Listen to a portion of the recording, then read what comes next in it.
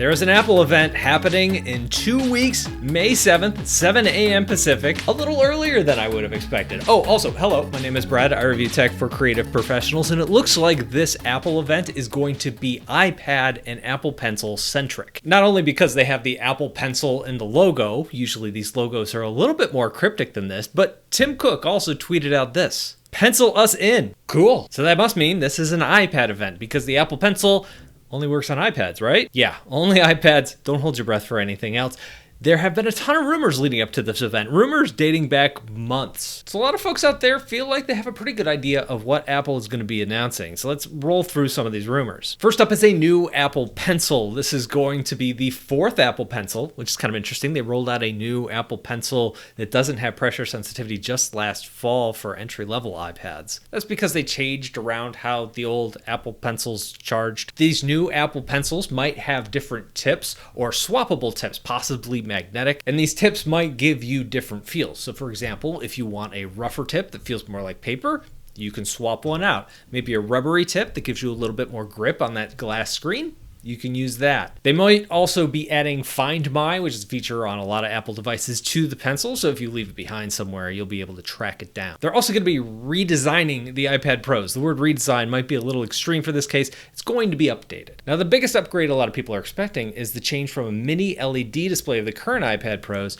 to an OLED display. This gives you a couple things. One, it's going to give you better, deeper blacks, brighter whites, but also more battery efficiency. And with that battery efficiency, they can shrink the size of the iPad. This iPad is allegedly going to be a full 1.4 millimeters thinner than the old one. This thing is going to be coming in at supposedly 5 millimeters. That is really thin. Current iPad Pro is 6.4. And the 11-inch is going to be about the same. It's going to be 0.1 millimeters thicker, however. One thing I would not expect to see this time around is a lot of people have speculated that we might see a 15 or 16-inch iPad. We've seen larger, ultra-sized tablets from Samsung. I haven't heard many rumors to that effect, at least serious rumors, so I would not hold your breath for that one. And also expected is a spec bump from the M2 chip up to an M3 chip. Maybe we'll get some more features. Last time we saw pen hover added with the Apple Pencil with the upgrade to the M2 chip. Maybe we'll see some other features included there. Also with this upgraded screen, we might be seeing smaller bezels, probably just a tiny bit smaller, not like huge. And also some people are expecting the camera to move from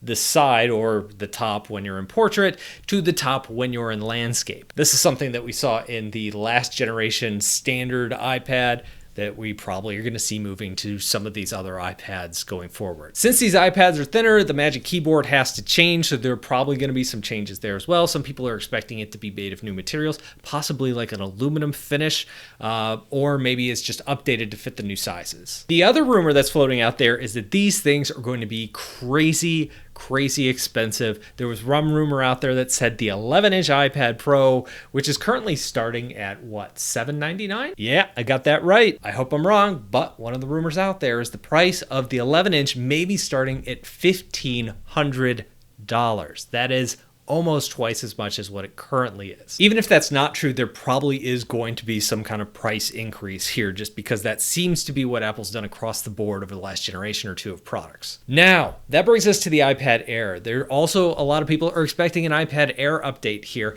including a 12.9-inch iPad Air. We'll probably see both the old 11-inch and this new 12.9-inch go to the M2 processor. Now, this may also give us hover with the Apple Pencil. That's something that was added to the iPad Pros last generation, but it wasn't available to the M1 Airs. Now it should be. That 12.9-inch iPad Air actually sounds almost identical to the last generation, the 2022 iPad Pro. A lot of people think it's going to have a mini LED display, probably the same mini LED display as the old iPad Pro 12.9-inch. And it's also going to have the same M2 chip as the old. This may seem to muddy the iPad waters a little bit, and I understand, and I kind of agree. However, if the prices of those new OLED iPads do go way up, even if they don't go up as much as some people think they will, it looks like the prices will be going up. And if they do, a 12-inch iPad with a mini LED display coming in at a lower price point makes a lot of sense. I'm really curious to get one of these new OLEDs in to test it next to the old mini LED display I have over on my desk here, just to see the difference. That mini LED display is really nice. Is the OLED worth that much more? It's going to be interesting to see. Unfortunately, we're not going to see a new iPad mini. That's a real bummer. That is one that desperately needs an update. Hopefully at least to like an M1 or an M2 chip. Hopefully we see that later this year. Probably not going to be seeing it this May. In other news, Procreate might be coming to desktop computers. Where did this news come from? The CEO of Savage, the maker of Procreate. He said this on Twitter. We're currently evaluating both Procreate and Procreate Dreams to desktop. Nothing official just yet, though. We're still in the R&D stage at the moment. This is exciting. This is pretty cool. I would love to see Procreate and the file format like expand to desktops and see that sort of thing. Even expand to Android. I would love to see Procreate on Android. It really does sound like they're in the R&D stages. Like he said, don't hold your breath for this one. It's probably a long way off. I'm also curious to see whether they're working on something for the Apple Vision Pro.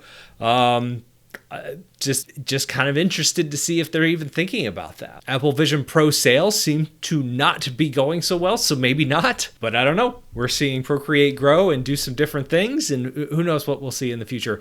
What do you think? Let me know down below in the comments. Thank you all for watching, and look forward to those iPad reviews in a few weeks, huh? All right, I'll see you guys in a couple of days.